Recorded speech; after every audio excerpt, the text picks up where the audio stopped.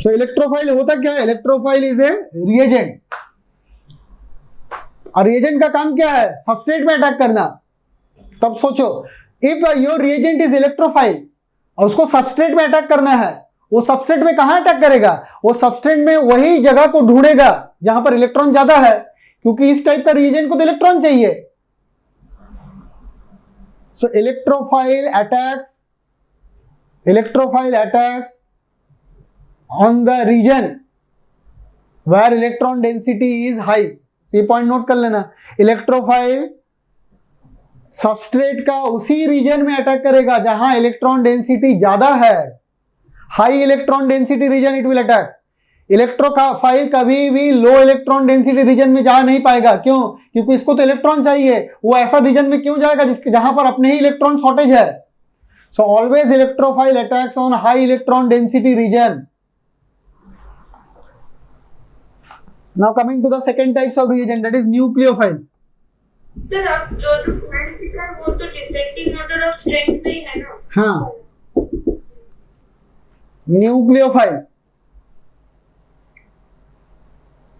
Second types of category reagent is nucleophile.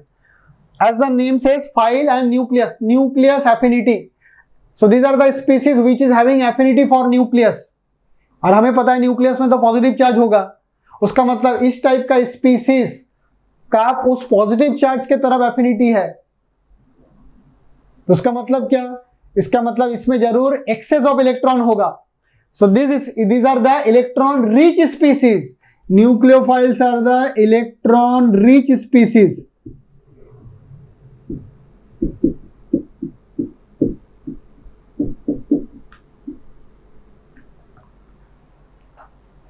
अब electron rich मतलब क्या होता है? इलेक्ट्रॉन रिच स्पीसीज का मतलब, फिर भी यहां पर भी न्यूक्लियोफाइल दो टाइप का हो गया, एक हो गया चार्ज, एक हो गया न्यूट्रल। न्यूक्लियोफाइल दो टाइप का हो गया, चार्ज न्यूक्लियोफाइल।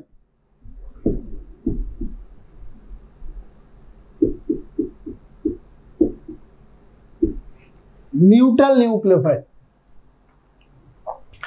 यदि उस पर चार्ज है और इस न्यूक्लियोफाइल का एफिनिटी किधर है? न्यूक्लियस की तरफ, मतलब पॉजिटिव चार्ज की तरफ। यदि उस पर चार्ज होगा तो ये तो क्लियर है कि इसमें नेगेटिव चार्ज होना होगा।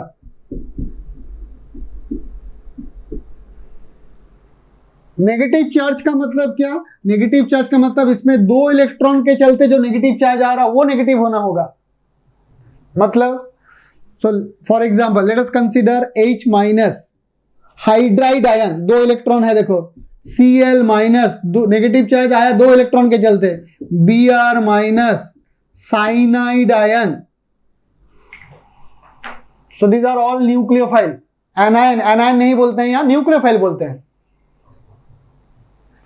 क्या हर all negative charge species is nucleophile? नहीं। जैसे लेट अस कंसीडर BF3, ध्यान से समझो, BF3 with F minus fluoride ion. BF3 में हमें पता है कि इस पे वेकेंट ऑर्बिटल है, F माइनस वेकेंट ऑर्बिटल कहां पर है? 2p, फ्लोराइड F माइनस, तो यहां पर जो इलेक्ट्रॉन कहां पर है? 2p में। तो अब ये क्या किया, इसमें कोऑर्डिनेट बॉन्ड किया। कोऑर्डिनेट बॉन्ड मतलब F माइनस और BF3 के बीच में कोऑर्डिनेट बॉन्ड, ये डोनर है, ये एक्सेप्टर है। अब क्या बन जाएगा? BF4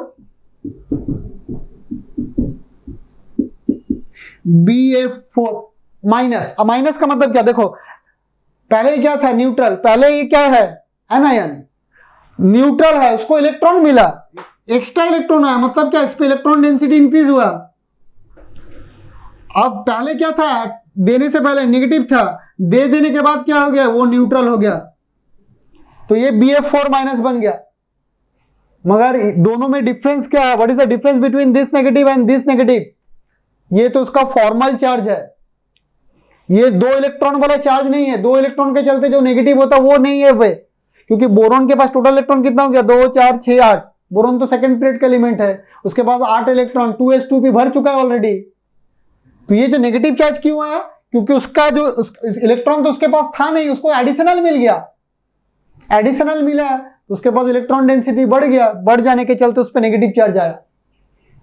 तो can boron gives this electron? नहीं, ये तो इलेक्ट्रॉन देने वाला इलेक्ट्रॉन ही नहीं है ये। तो न्यूक्लियोफाइल का क्या है, न्यूक्लियस की तरफ एफिनिटी, न्यूक्लियस में पॉजिटिव चार्ज है, मतलब इसको तो इलेक्ट्रॉन देना पड़ेगा पॉजिटिव चार्ज को, तो इसके पास इलेक्ट्रॉन देने वाला नेगेटिव चार्ज कहां पर है, so this is not a nucleophile, BF4 minus, it is not a nucleophile. तो न्यूक्लियोफाइल का मतलब negative charge with the 2 electron, so that it can donate, 2 electron दे सके। That means nucleophiles are the electron pair donor. और हमें पता है कि इलेक्ट्रॉन पेयर डोनर क्या होता है, Lewis base. Electron pair donors are Lewis base, जैसे electron pair acceptors are Lewis acid, electron pair donors are Lewis base. So all nucleophile is a Lewis base and vice versa is also true. All nucleophiles are Lewis base and the vice versa is also true. तो BF4 वाला और एक बार समझा दीजिए अगर। BF3 और F minus. BF3 मतलब boron trifluoride, boron के पास टोटल कितना इलेक्ट्रॉन है, 3 फ्लोरीन के साथ 3 सिग्मा बॉन्ड या single bond, so it is having 6 electron and it is having A vacant p orbital, 2p इसका खाली है। फ्लोरीन का इलेक्ट्रॉन एटॉमिक नंबर क्या है, 9, 9 + 1 10 हो गया, 10 का मतलब 1s2 2s2 2p6, तो 2p में इलेक्ट्रॉन है, ये सब इलेक्ट्रॉन कहां पर, इसके पास 2p में, और इसका खाली ऑर्बिटल क्या, एंटी ऑर्बिटल 2p, सो इसका 2p से इसका 2p हो गया, बैक कोऑर्डिनेट बॉन्ड हो गया। F माइनस डोनर और BF3 हो गया एक्सेप्टर, कोऑर्डिनेट बॉन्ड बन गया। तो कोऑर्डिनेट बॉन्ड बनने से क्या हो गया, तो हमको पता है कि कोऑर्डिनेट बॉन्ड कैसे रिप्रेजेंट करते हैं, कोऑर्डिनेट बॉन्ड में डोनर क्या होता है, डोनर में आ जाता है पॉजिटिव और एक्सेप्टर में क्या है, नेगेटिव।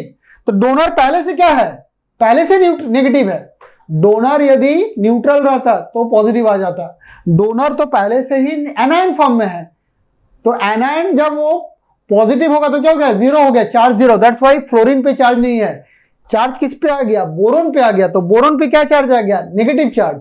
ये नेगेटिव चार्ज किसके चलते आया, फॉर्मल चार्ज आया, तो ये तो डोनेट नहीं कर पाएगा, so it is not a nucleophile. So these are the example of the charge nucleophile.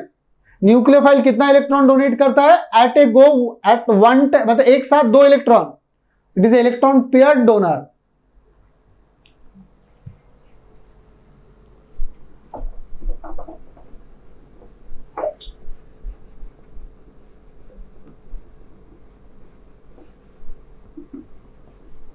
Sir आपने लुईस बेस के बारे में जो बोला वो एक बार रिपीट कर दीजिए। Electron pair donors are Lewis base, जैसे electron pair acceptors are Lewis acid, electron pair donors are Lewis base. अच्छा ठीक है। तो अभी हमारा पहला कैटेगरी क्या था, चार्ज। तो चार्ज यदि होगा तो क्या होगा, एनायन होगा, नेगेटिव चार्ज ही होगा। Now coming to the neutral, neutral nucleophile. अब न्यूट्रल न्यूक्लियोफाइल क्या हो सकता है, न्यूट्रल न्यूक्लियोफाइल का मतलब उसके पास लोन पेयर है which is not use. Lone pair क्या होता है, नॉन बॉन्डेड पेयर, बॉन्ड में यूज नहीं हो रहा है तो वो डोनेट कर सकता है, जैसे कि अमोनिया, अमोनिया में लोन पेयर अवेलेबल है, जैसे कि अल्कोहल, अल्कोहल में ऑक्सीजन में लोन पेयर अवेलेबल है, जैसे कि वाटर, वाटर में ऑक्सीजन में लोन पेयर अवेलेबल है। तो जब भी कोई भी स्पीसीज, ऐसा स्पीसीज आ गया जिसको इलेक्ट्रॉन चाहिए, जैसे मान लेते हैं E+, what is E+? E+ का मतलब इलेक्ट्रोफाइल। देखो हम लोग इलेक्ट्रोफाइल को जनरल रिप्रेजेंटेशन कैसे करते हैं, E+, प्लस का मतलब ये नहीं कि चार्ज है, E+ stand for, it is a representation of electrophile, it does not represent only charge electrophile, it represent electrophile। Neutral electrophile है, इलेक्ट्रोफाइल है मतलब E+, it is just a representation।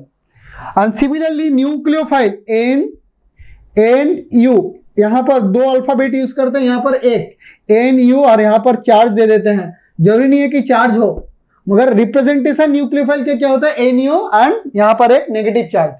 तो यहां पर मान लेते इलेक्ट्रोफाइल है और एमोनिया, तो एमोनिया क्या किया, अपना 2 इलेक्ट्रॉन इसको डोनेट कर दिया, मतलब it is electron pair donor. Alcohol, it is also electron pair donor. Water, इसमें भी electron pair donor. So these are all electron pair donor, Lewis base, और हमें पता है all Lewis bases are nucleophile, so these are all nucleophile.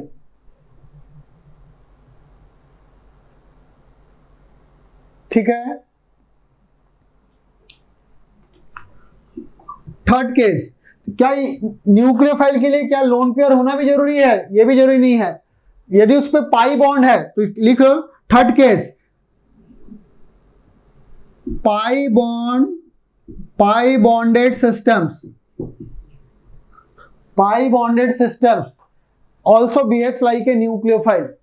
Pi bonded system का मतलब कोई भी पाई बॉन्ड नहीं, कार्बन कार्बन के बीच में, तो other you can note it down, carbon carbon pi bonded system, carbon carbon pi bonded, मतलब कार्बन कार्बन पाई बॉन्डेड कहां पर आएगा? एल्कीन में आएगा, alkene and alkyne, so even they are also nucleophile. Alkene alkyne they also have a pi bond system. तो उसका मतलब जब भी इलेक्ट्रॉन डेफिशिएंट स्पीसीज आ जाएगा, ये अपना पाई इलेक्ट्रॉन के साथ उसके साथ बॉन्ड बना लेगा। सर और एक बार रिपीट कीजिए ना पाई बॉन्ड वाला। एल्कीन और अल्काइन, एल्कीन में क्या है? डबल बॉन्ड, मतलब सिग्मा एंड पाई। अल्काइन में क्या है? एक सिग्मा दो पाई। पाई बॉन्ड कैसे बनता है? साइडवेज ओवरलैपिंग से। हमें पता है पाई बॉन्ड में एरिया ऑफ ओवरलैपिंग काफी कम होता है। Pi bond is a weak bond, pi bond is a reactive bond. तो जब भी कोई ऐसा स्पीसीज आया जिसको इलेक्ट्रॉन चाहिए, तो ये पाई बॉन्ड टूट के उसको इलेक्ट्रॉन दे देगा। So species where carbon-carbon pi bond present, they also behaves like a nucleophile. That means these are also Lewis base. Alkene, alkyne क्या है? सब Lewis base है। What are Lewis base? Electron pair donor. So कौन सा electron जाएगा? पाई bonded वाला electron, sigma नहीं, पाई वाला इलेक्ट्रॉन जाएगा। So न्यूक्लियोफाइल में भी हमारे पास these are the three types, एक हो गया चार्ज, एक हो गया लोन पेयर के चलते, एक हो गया पाई बॉन्ड। मगर पाई बॉन्ड ध्यान रखना है कार्बन कार्बन में, नहीं तो पाई बॉन्ड तो कार्बन डाइऑक्साइड में भी है। कार्बन डाइऑक्साइड में भी कार्बन और ऑक्सीजन के बीच में पाई बॉन्ड है, बट ध्यान दो कि कार्बन डाइऑक्साइड में हम लोग क्या किए, डिस्कस किए, वो इलेक्ट्रोफाइल है। तो पाई बॉन्डेड सिस्टम कार्बन है कार्बन में होना चाहिए। कोई भी एल्कीन, कोई भी अल्काइन, बेंजीन, नैप्थलीन, सब क्या है? न्यूक्लियोफाइल है।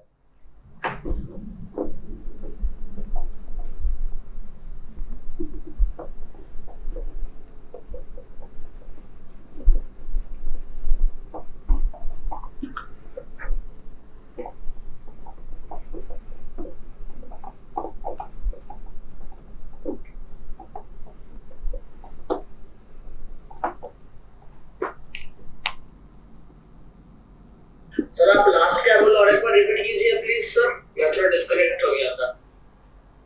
In बॉन्डेड सिस्टम्स के बाद कुछ बोले? those are nucleophile. Pi bonded system species are nucleophile. उसके बाद सर क्या बोले कुछ? That's why pi bonded systems are nucleophile, not carbon dioxide. Carbon carbon pi bond होना चाहिए।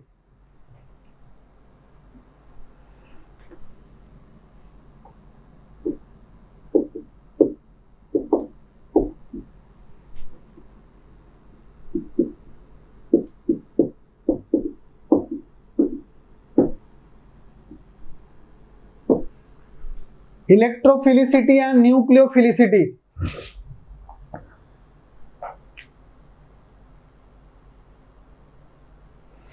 इलेक्ट्रोफिलिसिटी का मतलब क्या होता है कि उस इलेक्ट्रोफाइल का इलेक्ट्रॉन का तरफ जो एफिनिटी है वो टाइम फैक्टर से कैलकुलेट होगा। मतलब ऐसा सोचो कि हमारे पास दो इलेक्ट्रोफाइल है, ठीक है, इसको हम लोग E+1 से रिप्रेजेंट किए, E+2 से रिप्रेजेंट किए, दो इलेक्ट्रोफाइल है। और मान लेते हैं कि यहां पर इलेक्ट्रॉन है, न्यूक्लियोफाइल है, या इलेक्ट्रॉन यहां पर है, अवेलेबल है, तो इसका भी इसका तरफ एफिनिटी है, इसका भी इसका तरफ एफिनिटी है। ये यहां पर रीच कर रहा है 10 सेकेंड में, और ये यहां पर रीच करने के लिए इसको 20 सेकेंड लग गया। तो उसका मतलब इसका एफिनिटी इससे ज्यादा है। देखो ये भी दो इलेक्ट्रॉन की तरफ पहुंच रहा है, इसको भी दो इलेक्ट्रॉन चाहिए, ये भी चाहिए, दोनों का एफिनिटी सेम है, मगर ये कम समय पे पहुंच रहा है उसके पास, ये ज्यादा समय में पहुंच रहा है। तो उसका मतलब इसका रेट क्या हो गया, ज्यादा, कम समय में दो इलेक्ट्रॉन की तरफ पहुंच रहा है, ये ज्यादा समय ले रहा है। तो जब हम लोग इलेक्ट्रोफिलिसिटी न्यूक्लियोफिलिसिटी बोलते हैं, उसका मतलब कितना आसानी से इलेक्ट्रोफाइल इलेक्ट्रॉन की तरफ पहुंच रहा, how is the electrophile approach the electron, और how is the nucleophile release those electron towards the positively charge, those are called electrophilicity और न्यूक्लियोफिलिसिटी। मतलब टाइम फैक्टर पे डिपेंड करता है। इसका भी 2 इलेक्ट्रॉन का तरफ एफिनिटी था, इसका भी था, मगर ये 10 सेकंड में अटैक किया, ये 20 सेकंड में जाके अटैक किया, तो ये कम टाइम पे अटैक कर दिया। तो इसका इलेक्ट्रोफिलिसिटी, इसका एफिनिटी उसके रेस्पेक्ट में ज्यादा काउंट होगा। हालांकि एज ए नंबर वाइज इसको भी 2 चाहिए था, इसको भी 2 चाहिए था, मगर ये कम समय पे उसके तरफ अट्रैक्ट हुआ, ये ज्यादा समय लिया, तो इसका इलेक्ट्रोफिलिसिटी इससे ज्यादा है। So it is having more electrophilicity. So what is electrophilicity? It is the ease at which electrophile approaches those electron. कितना आसानी से पहुंच रहा है। आसानी से पहुंचने का मतलब क्या, कितना कम समय में पहुंचेगा। सिमिलरली न्यूक्लियोफिलिसिटी, न्यूक्लियोफाइल क्या करता है, न्यूक्लियोफाइल डोनेट करता है। अब हमारे पास फिर से 2 न्यूक्लियोफाइल है, दोनों डोनेट कर रहा है। एक आसानी से डोनेट कर रहा है, एक आसानी से डोनेट नहीं कर रहा है। तो जो आसानी से डोनेट कर रहा है, आसानी से डोनेट करने का मतलब क्या, कम समय में डोनेट किया, तो उसका बोलेंगे उसका न्यूक्लियोफिलिसिटी जो आसानी से डोनेट नहीं कर रहा उससे ज्यादा है। So electrophilicity and nucleophilicity, when we say we talk about the rate का मतलब क्या, टाइम फैक्टर आ जाएगा।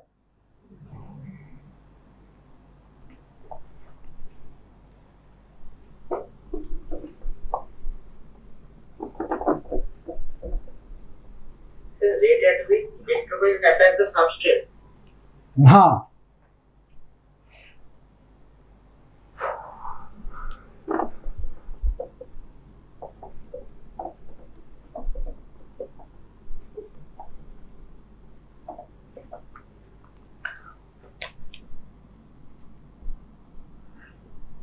अब यहां पर ध्यान दो, न्यूक्लियोफाइल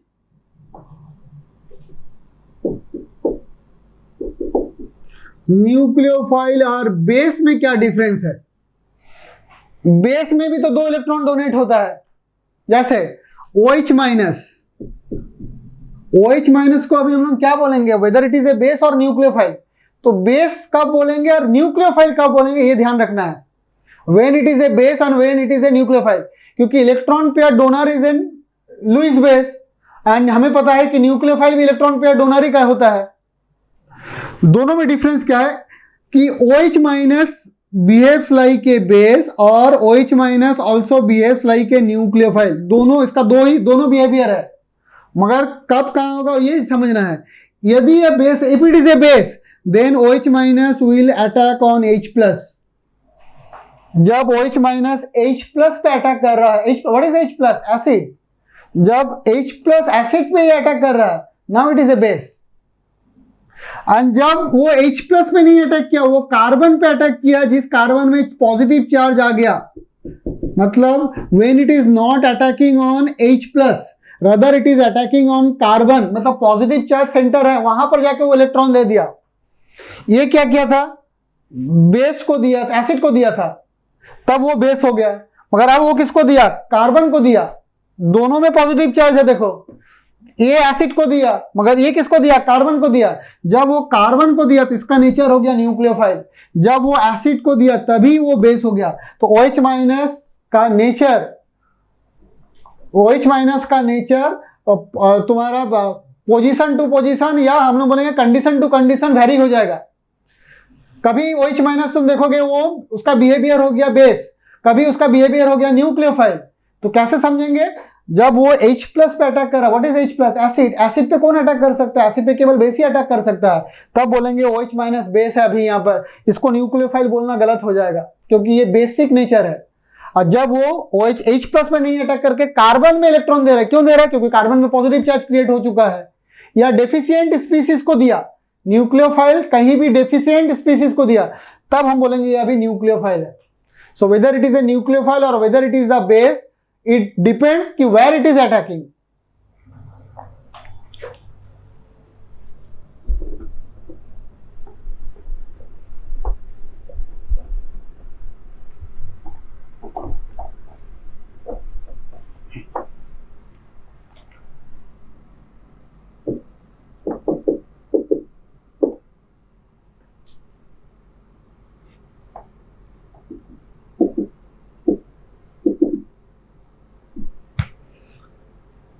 न्यूक्लियोफिलिसिटी, इलेक्ट्रोफिलिसिटी। अब यहां पर आते हैं एसिडिटी, बेसिसिटी।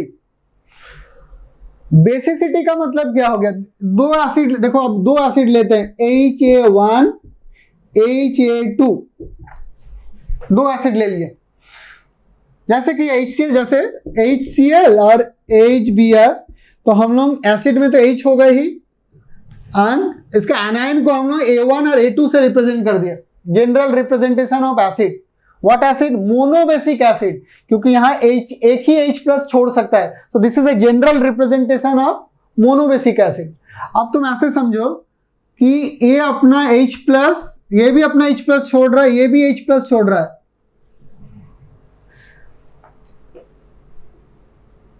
ये H प्लस, मान लो कि H प्लस जो ये छोड़ा, तो ये ज्यादा समय लिया छोड़ा, मगर वो कंप्लीट H प्लस रिलीज कर दिया। ये अपना कंप्लीट H प्लस छोड़ दिया, मगर वो स्लो रिलीज किया, टाइम ज्यादा लिया, मगर वो पूरा रिलीज किया। ये क्या किया? कम टाइम लिया, मगर अपना पूरा H प्लस रिलीज नहीं कर छोड़ नहीं पाया। मतलब क्या बोलेंगे? Concentration of H plus, concentration of H plus हम लोग कैलकुलेट करेंगे। कॉन्सेंट्रेशन ऑफ H प्लस हमको यहां ज्यादा मिला, यहां हमको कम मिला।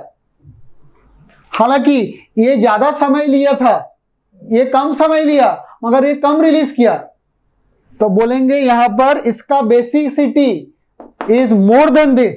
सो basicity is the thermodynamic property. लिखो, basicity, acidity, these are the thermodynamic property. It do not depends upon the time factor, it depends upon the quantity और कॉन्सेंट्रेशन। बेसिसिटी और acidity is the thermodynamic property, it do not depends upon the time factor, it depends upon the quantity और concentration। कितना ज्यादा amount में, कितना ज्यादा concentration में वो रिलीज हो रहा है, उस पर डिपेंड कर रहा है। कितना समय पे हो रहा है वो उस पर डिपेंड नहीं करता है। So those properties are called thermodynamic property. So basicity और एसिडिटी क्या है? Thermodynamic property. अमाउंट पे डिपेंड करेगा, जिसका अमाउंट ज्यादा उसका बेसिसिटी ज्यादा। Whereas electrophilicity and nucleophilicity is the kinetic property। Kinetic मतलब ओवर टाइम पे डिपेंड करेगा, कितना आसानी से वो अटैक कर रहा है, कितना आसानी से वो इलेक्ट्रॉन ले रहा है, दे रहा है। सो टाइम फैक्टर पे डिपेंड करेगा nucleophilicity and electrophilicity. But basicity, acidity time पे डिपेंड नहीं करता है, क्वांटिटी पे डिपेंड करेगा, कितना ज्यादा हुआ, कितना एक्सटेंड हुआ।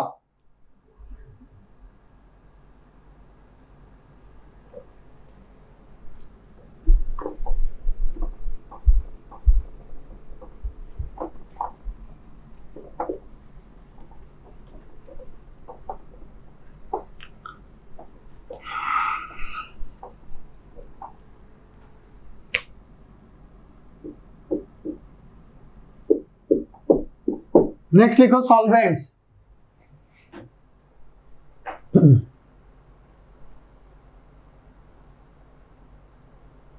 कोई भी रिएक्शन के लिए, for every reaction we need a solvent. Solvent का काम क्या है? मीडियम प्रोवाइड करना। फॉर एग्जाम्पल, कंटेनर ले लो, एक कंटेनर में मीथेन डाल दो और ऑक्सीजन डाल दो, अब उसको हीट करो तो कुछ देर के बाद वो रिएक्ट होगा, मान लो मिथाइल क्लोराइड बना। तो अब यहां पर सॉल्वेंट क्या है? Air. The solvent could be air. Solvent का काम क्या है? मीडियम प्रोवाइड करना। Solvent could be the water, solvent could be any liquid, but vacuum में रिएक्शन नहीं हो पाएगा। Without medium reaction can not possible. So what is the function of a solvent? The solvent provide medium to the reactant species. Solvent could be air, could be any liquid. Water हो सकता है, alcohol हो सकता है, carbon tetrachloride हो सकता है। So various types of solvent और अदर सॉल्वेंट दैट एयर में हो रहा रिएक्शन। अब सॉल्वेंट दो टाइप का होता है,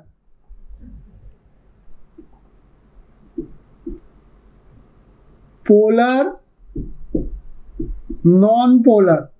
There are two types of solvent. So what is the main function of a solvent? To provide the medium. Without solvent reaction is not possible. The medium could be liquid, medium could be water, aqueous, medium could be gas also. There are two types of solvent, polar solvent and non-polar solvent.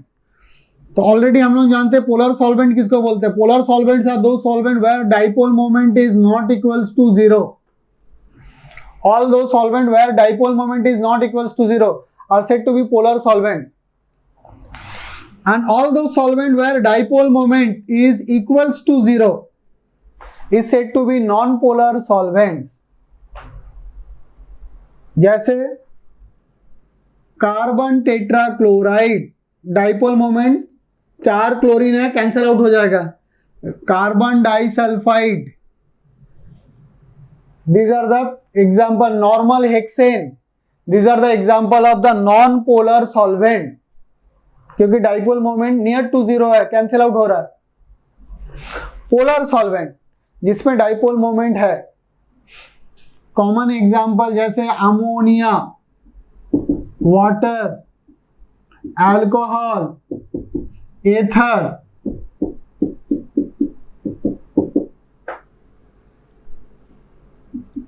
Acetone, acetic acid.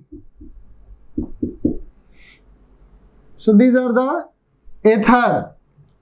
अच्छा यहाँ पर एक तो ether. These are the few example of the polar solvent. So जिसका dipole moment होगा polar, जिसमें नहीं होगा नॉन पोलर. पोलर सॉल्वेंट भी दो टाइप का होता है. Polar solvents are of two types.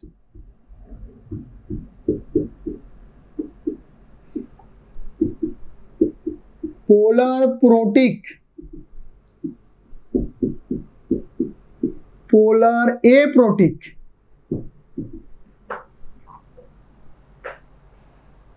Polar protic and polar aprotic.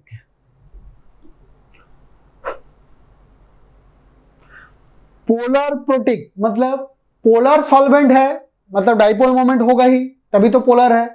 And इसमें प्रोटॉन रिलीज करने का टेंडेंसी है H plus. What is proton? H plus. So polar protic solvent का मतलब solvent having H plus furnishing tendency है, H plus releasing tendency है. So those solvents are said to be polar protic solvent. तो कैसे पता चलेगा कि वो H प्लस टेंडेंसी है या नहीं? तो यदि टेंडेंसी है तो पोलर प्रोटिक, मगर पोलैरिटी है, डाइपोल मोमेंट तो है मगर H प्लस छोड़ने का टेंडेंसी नहीं है, then it is called polar aprotic. So how will you understand कि whether it is having a tendency is there or not, H plus releasing tendency is present or not? तो उसके लिए क्या check करना है? When the hydrogen is directly attached to highly electronegative atom, जैसे water, जैसे alcohol, जैसे ammonia, जैसे एसिड. यहां पर देखो हाइड्रोजन किसके साथ अटैच है? Highly electronegative atom. तो यहां का H प्लस छोड़ने का एक टेंडेंसी हो जाएगा. वाटर यहां से H प्लस निकल सकता है, यहां से निकल सकता है, यहां से निकल सकता है, यहां से निकल सकता है. So these are all polar protic solvent. जहां पर ऑल दो सॉल्वेंट जहां पर पोलैरिटी तो है, जिस पे पोलैरिटी था, जैसे यहां पर देखो इस कंपाउंड को, कीटोन को देखो, इसका हाइब्रिडेशन क्या है मिडिल वाला कार्बन का? sp2. sp2 का मतलब इसका शेप कैसे होगा? CO, CH3, CH3. Bond angle कितना हो जाएगा? Near to 120. अब एग्जैक्ट तो 120 नहीं होगा क्योंकि पाई बॉन्ड है तो इसलिए रिपल्सन भी है, तो नियर अबाउट 120 है. तो अब देखो यहाँ पर कार्बन, इस कार्बन का हाइब्रिडेशन क्या है? sp3. इसका क्या है? sp2. और हमें पता है sp2 कार्बन का इलेक्ट्रोनेगेटिविटी ज्यादा होता है, तो इस कार्बन के लिए डाइपोल इधर हुआ, इस कार्बन के लिए डाइपोल इधर हुआ, और कार्बन ऑक्सीजन के लिए इधर हो गया, तो नेट डाइपोल इधर हो गया. तो मॉलिक्यूल क्या है? पोलर मॉलिक्यूल, क्योंकि डाइपोल मोमेंट कैंसिल नहीं हो रहा है. मगर इसमें H प्लस निकल नहीं सकता क्योंकि हाइड्रोजन तो एक लो इलेक्ट्रोनेगेटिव एटम के साथ अटैच है जो उसको रिलीज नहीं करेगा. So it is having a polarity but proton releasing tendency is not there. So it is called polar aprotic solvent. So polar aprotic solvent का कॉमन एग्जांपल क्या हो गया? एक तो हो गया एसीटोन,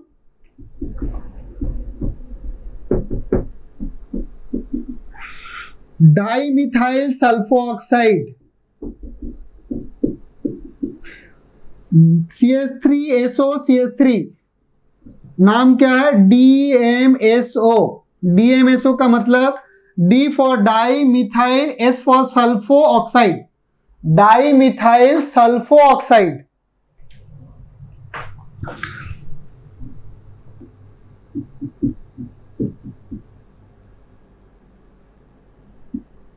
सर प्रोटिक सॉल्वेंट और एक बार एक्सप्लेन कीजिए ना सर। हाँ, प्रोटिक सॉल्वेंट और एक बार पोलर प्रोटिक सॉल्वेंट और एक बार पोलर प्रोटिक सॉल्वेंट का मतलब पोलैरिटी भी है, H+ फर्निशिंग टेंडेंसी भी है। पोलर प्रोटिक पोलैरिटी है मतलब डाइपोल मोमेंट चेक करना है, डाइपोल मोमेंट होना चाहिए, और उसमें H+ फर्निशिंग टेंडेंसी है। तो H+ कब फर्निश होगा, H+ कब छोड़ेगा, when it is attached with highly electronegative atom, क्योंकि इलेक्ट्रोनेगेटिव एटम तो अपने तरफ इलेक्ट्रॉन खींचेगा तो वो H+ को जाने देगा। Okay sir. तो दिस इज एसीटोन CH3COCH3, और इसको प्रोपेनॉन बोलेंगे आयुपेक में, common name acetone. CH3SOCH3 DMSO di methyl sulpho oxide.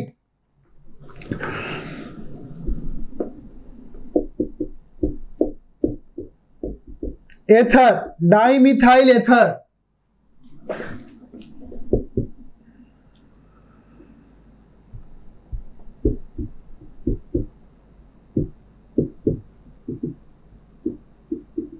अच्छा, इसका नाम देखो, यहां पर फंक्शनल ग्रुप क्या है, HCONH2 मतलब फॉर्मामाइड, एमाइड ग्रुप है।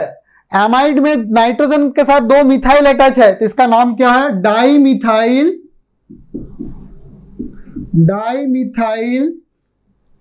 फॉर्मामाइड। एब्रिविएशन क्या होगा, DMF। DMF का मतलब di methyl formamide. Amide group, amide किसको बोलते हैं, RCONH2, इसको एमाइड बोलते हैं। तो यहां पर R के जगह क्या है, H है, और H के जगह क्या है, मिथाइल ग्रुप है। सो 2 मिथाइल, डाई मिथाइल फॉर्मामाइड, इसका नाम क्या है, di methyl and 2 carbon acetamide, di methyl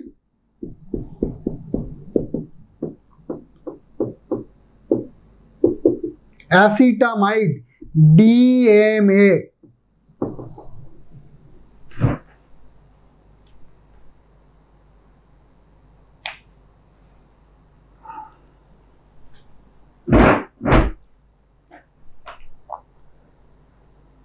Is it clear?